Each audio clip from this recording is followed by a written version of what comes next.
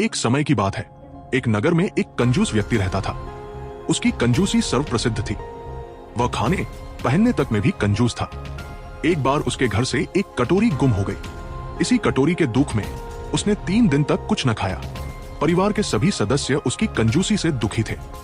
मोहल्ले में उसकी कोई इज्जत न थी, क्योंकि वो किसी भी सामाजिक कार्य में दान नहीं करता था। एक बार उस कंजूस के पड़ोस में धार्मिक कथा का आयोजन हुआ। वेद मंत्रों, उपनिषदों पर आधारित कथा हो रही थी।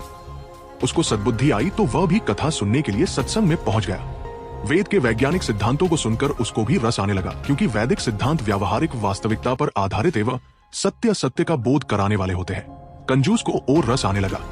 उसकी कोई कदर न करता, फिर भी वो प्रतिदिन कथा में आने लगा। कथा के समाप्त होते ही वो सबसे पहले शंका पूछता। इस तरह उसकी रुचि बढ़ती गई।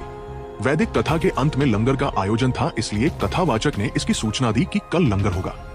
इसके लिए जो श्रद्धा से कुछ भी लाना चाहे या दान करना चाहे तो कर सकता है। अपनी अपनी श्रद्धा के अनुसार सभी लोग कुछ न कुछ लाए। कंजूस के हृदय में जो श्रद्धा पैदा हुई वह भी एक गठरी लाया। भीड़ काफी थी। कंजूस को देखकर उसे कोई भी आगे नहीं बढ़ने देता। इस प्रकार सभी दान देकर यथास्थान बैठ गए।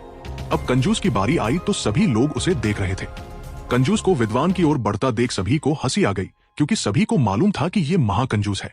उसकी गठरी को देख लोग नाना प्रकार के अनुमान लगाते और हंसते, लेकिन कंजूस को इसकी परवाह न थी।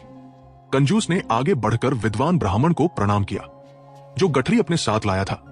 उसे उसके चरणों में रखकर खोला तो सभी लोगों की आंखें फटी कीफटी रह गई। कंजूस के जीवन की जो भी अमूल्य संपत्ति, गहने, जेवर, हीरे जवाहरात आदि थे, उसने सब कुछ को दान कर दिया।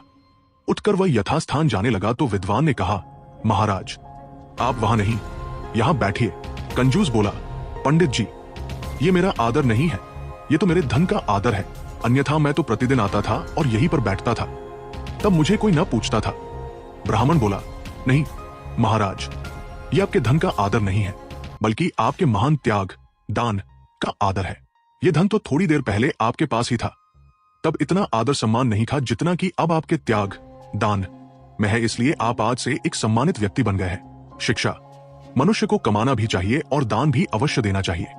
इससे उसे समाज में सम्मान और इस लोक तथा परलोक में पुण्य मिलता है।